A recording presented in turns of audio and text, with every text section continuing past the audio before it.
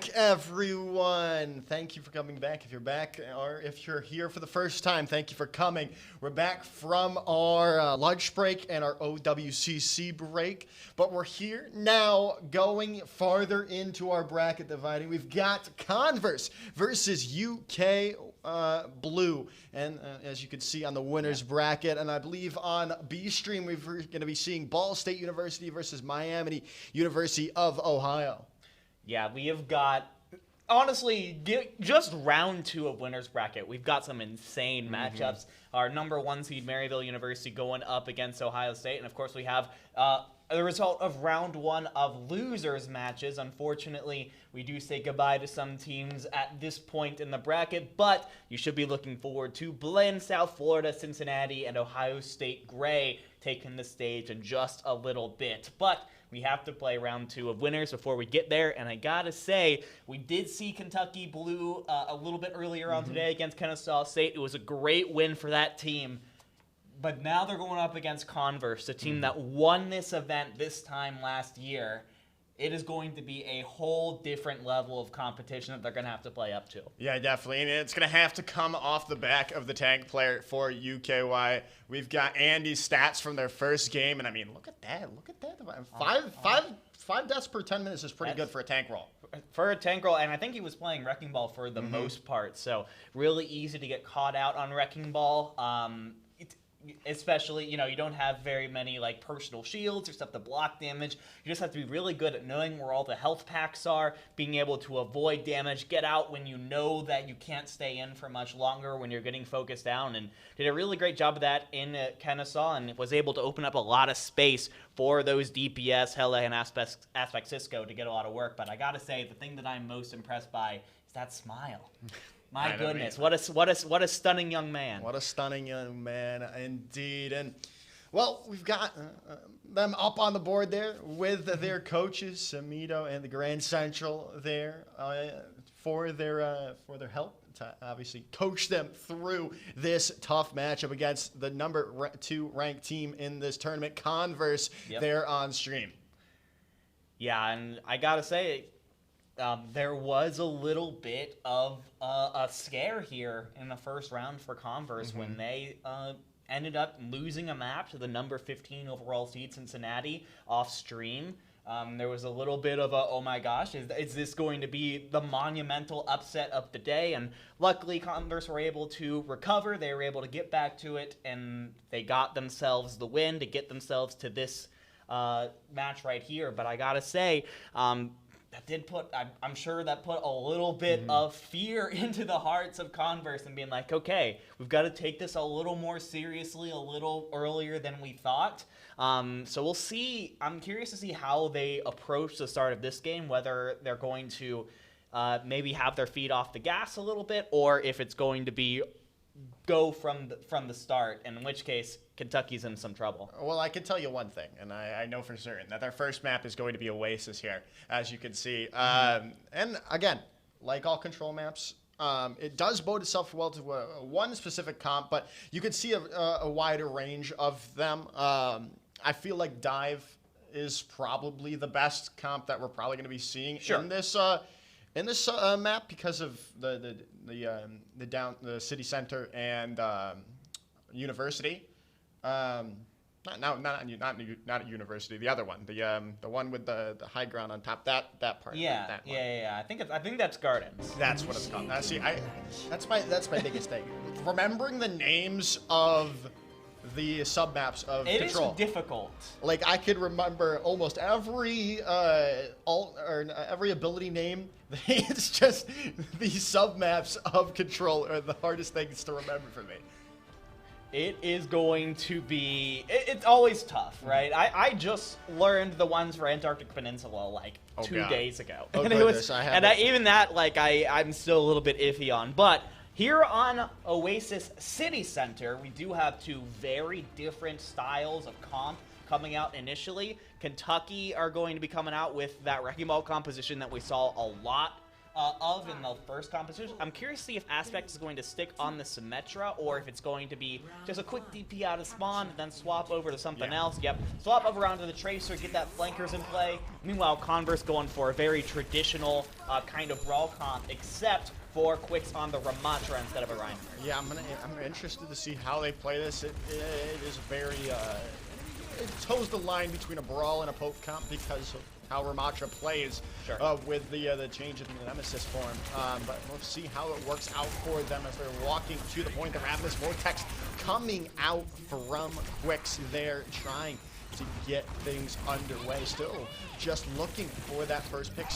Anyone looking to find anything here right now dividing. Yeah, this is kind of how City Center ends up being because you have that big column of cover in the center of the map.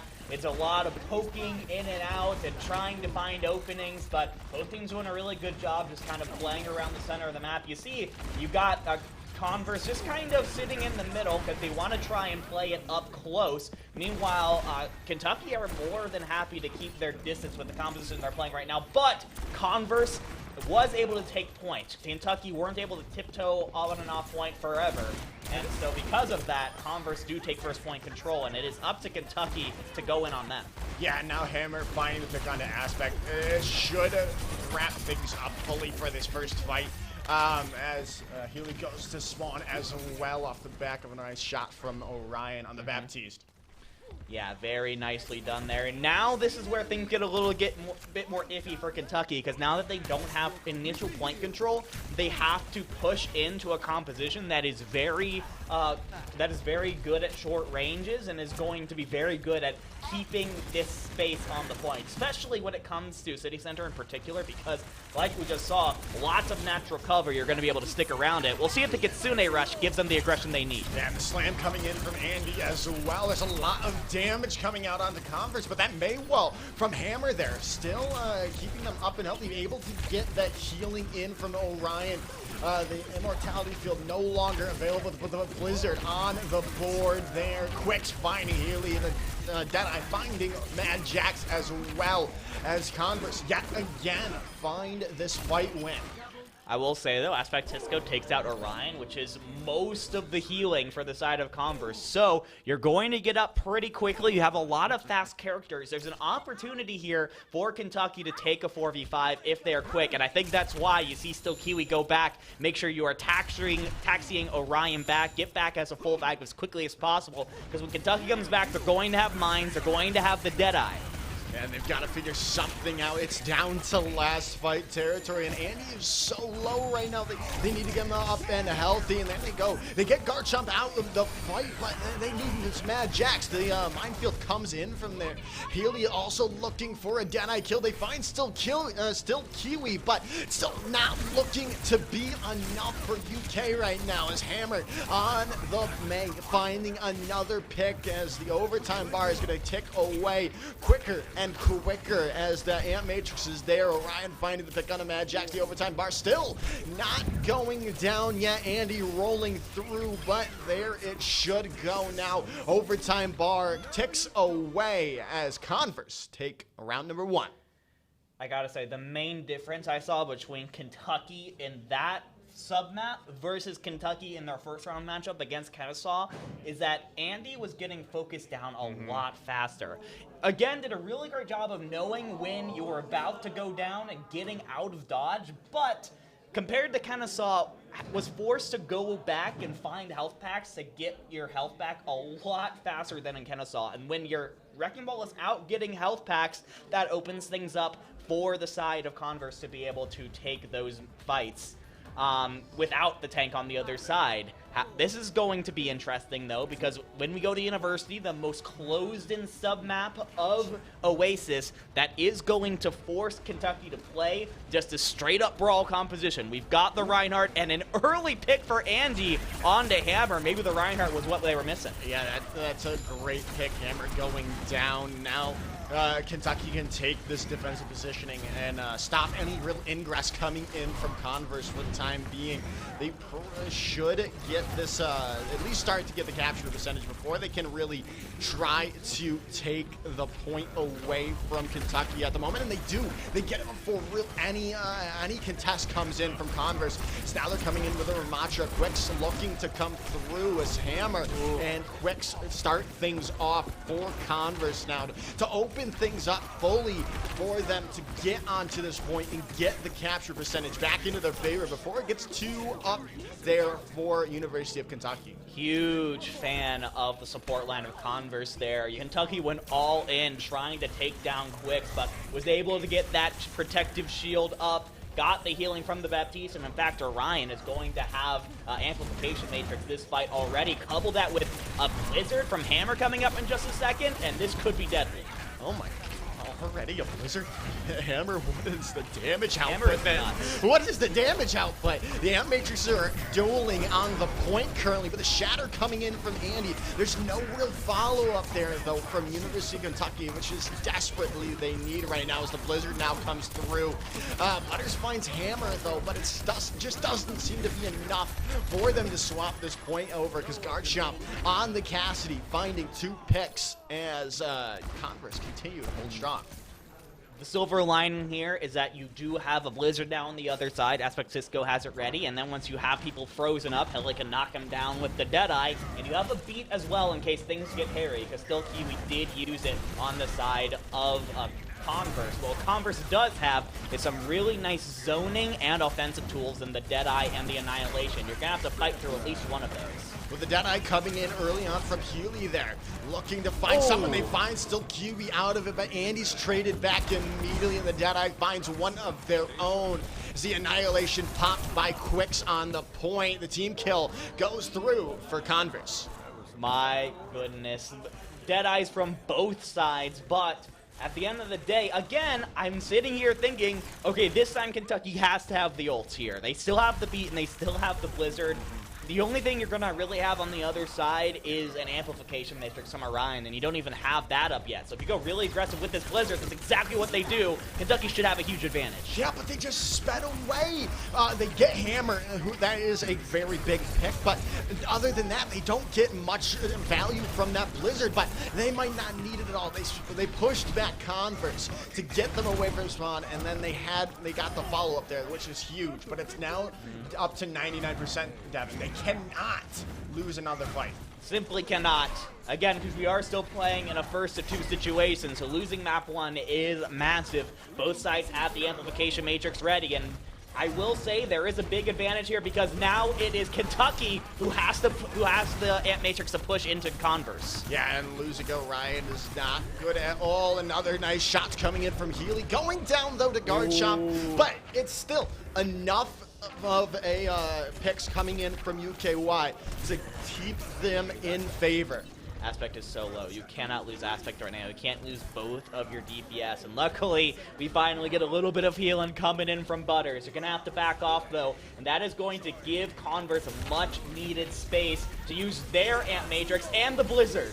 The Blizzard's there, and he tries as they will to get something. Try to stop any forward progress, but the Shatter does not connect to anyone as Converse comes in, gets the point back in their favor as the overtime bar ticks away as Converse take map number 1. I will say not a bad showing from Kentucky on sub-map 2 when it came to a Brawl v Brawl composition, but this really was, I think, Converse doing what they needed to do. They came out with the Brawl composition. They did a really great job of being able to dissect and deal with the Wrecking Ball comp, and then they were able to win the Brawl v Brawl as well. So in that situation, you're thinking as Kentucky, like, what have we got to do against these guys to finally get ourselves a win? And that it's just tough because when you look at Converse, these are players with a lot of top tier 3 to even tier 2 overall experience, and that is really tough to overcome. It really is. It really is. And now they've got to come in here. It's their map pick, Devin, though. So Yes. that's huge for them. They have the opportunity to go with something that they're comfortable with, and I feel like, especially going down as this is, like you said, a 1st to 2. This needs to be their map. It has to be their map. Yeah, it's crucial, and I think that you probably want to try and maybe force Converse off of the brawl. I mean, that's what we saw them do throughout both maps. I think you could have gone with a ball comp on City Center, but you decided not to. So I would think that there would be a situation where maybe you go for like a Dorado kind of map, a map that basically makes it very difficult to play that brawl composition. That being said, you have Quicks on Converse, who is traditionally like a wrecking ball connoisseur. So it's going to be, it's just tough. It feels like no matter what, Converse is going to have an answer. You just have to come up with what is best for you. Yeah, and obviously we're still trying to figure out what that map pick is going to be, because it looks, oh wait, we got it. It just came in as I'm speaking it, speaking it into existence there. But we're not going in quite yet, because I believe they're fixing some cam issues out on the main stage for the players. But we do have the map picked in, and it is interesting because it's a very dive-oriented map as we're headed into Gibraltar whenever that comes up on screen for you guys. Yeah, Watchpoint Gibraltar is fascinating. I feel like I haven't seen it played in a really long time. It's kind of been in and out of like the competitive map pool, but it has really been known as like the dive map for a really long time. It is defined by high grounds, whether that is the high ground right outside of the spawn on point A or the massive spaceship on point B that you could just take control of an entire map from. So you could get a lot of value from snipers on Gibraltar. You can get a lot of value from dive on Gibraltar, and I think that is probably what the latter is what UKY Blue are going to be kind of betting on, because this is a team that really wants to play dive. You really want to play around Andy's Wrecking Ball. You want to play around Hele's Tracer as much as possible. So there is a lot of really good stuff going for Kentucky by picking this map. Yeah, and we're not going to be seeing any swapping of sides as Converse wanted to defend here first. Which, what is your take? Would you rather defend or attack if you had the choice? Personally, I like defending personally, because then whenever you win your defense, then you kind of know like the line to beat. I like having that, like, okay, this is the golden box of victory. This is what I've got to get to on my attack. That being said, attack is really nice because it kind of gives you the chance to set the tone. Yes. It's kind of the more risky option, because obviously if you get full held, that stinks. But if you just roll through and finish the map in 4 minutes flat, and it's like, okay, now the other team is just looking like, oh my gosh, what the heck do we have to do to win this series? It's a very interesting kind of mental predicament that you get put in that situation. Yeah, it really is. I like that. I always see it from both sides, like you just said there. I'm a more of an attacking first type of guy, because I like to boom the enemy team as quickly as I can, and then it makes the defending easier. And that's just from my perspective. But I'm a tank. Like I said, I'm a tank player. I like to boom the enemy team. Absolutely. It's all about the mental game. Yeah. It's all about the mental game. I will say, so we've had a little bit of time. I'm gonna change the subject on you here. We've had a little bit of time. We've had some games we played here on LAN. What has been your favorite game to see this week? Whether that was not this week, today. What was your favorite game to see today? Whether it was on or off stream? It's not just a game. I've loved seeing Blinn College play. I posted on my Twitter. If you don't follow me, by the way, follow me, Joker's Ransom on Twitter. Got it. Yeah, thank you. Prod, appreciate it. Right there, baby, right there. But I'm like, wherever you go when Blinn's playing, you hear them screaming, and Sam Samito said that's allowed, and I love that aspect of their gameplay because it's so like mentally draining to hear the other team like just screaming like, oh, we did that, we got that, and I love that aspect of their gameplay. Absolutely. I actually really love the mental aspect that it does, because I think you're absolutely right. You're literally sitting across from these guys, and then they kill you, and you hear them shout. They go, "Let's go!" And it's so great. I'm not sure if that was them cheering in the audience just then, but the laughs confirm it. I can't see them, but I'm just gonna assume it was. But let's get back to the matter at hand here, Dividing. We've got the map in play, and we're seeing what Converse is currently running out on, which is not what I was expecting at all.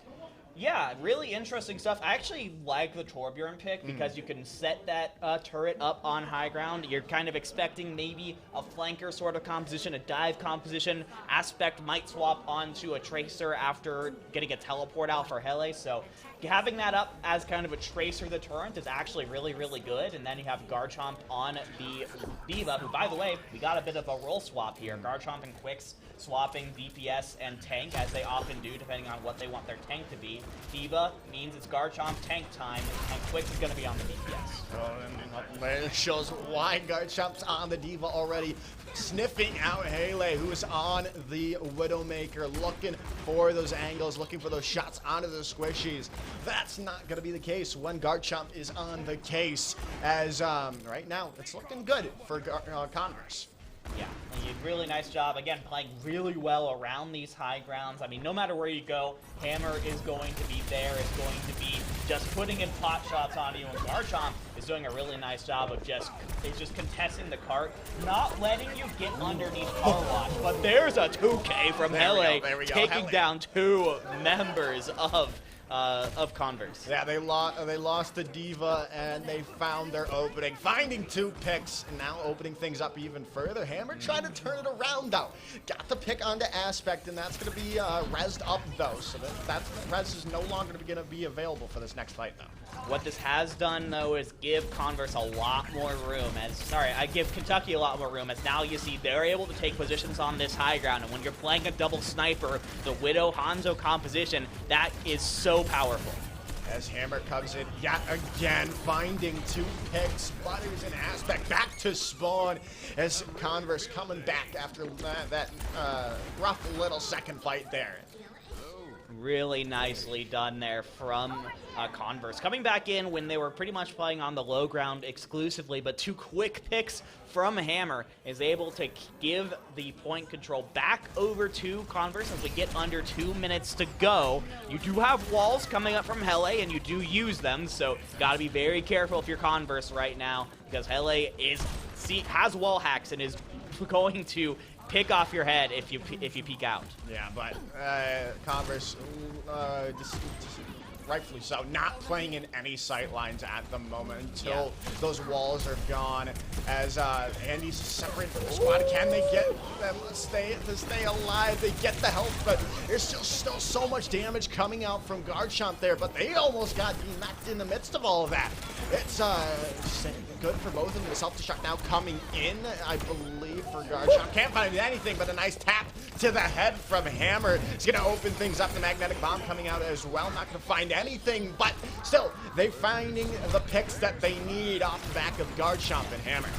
Kentucky have been kind of going back and forth from a double sniper poke comp where you play for picks, and then a dive comp where you try and get onto the back line. And neither of them are really working. It seems like you're not able to get picks in time when you're playing the double sniper, and then when you're playing dive, the peel from Converse is just so incredibly good that Andy and Aspect Cisco can't get any picks. It has to happen now, though. 45 seconds left on the clock. This is probably your last really good chance, and you're playing into 4 ultimates from Converse University. This is going to be a tough one, but it's got to happen now. Taking out Quicks before the EMP would be great, but Translocator is ready.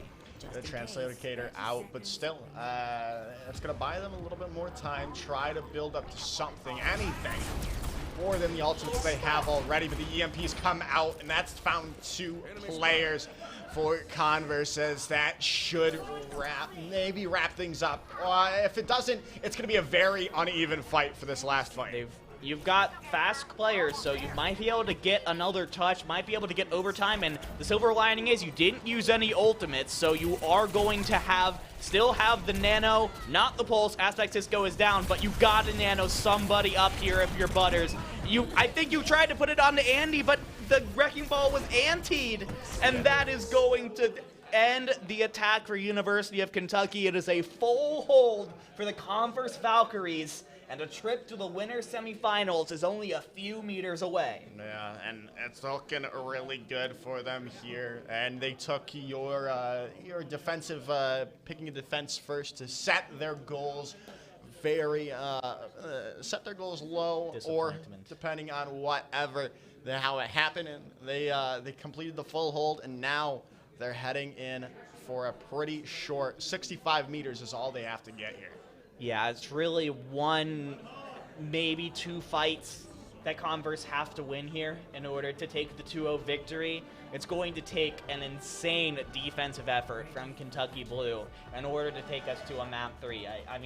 I would love to say, hey, they got a really good shot at this, but it is going to take it's going to take the Wildcats just clamping down on one of the best teams in the country here.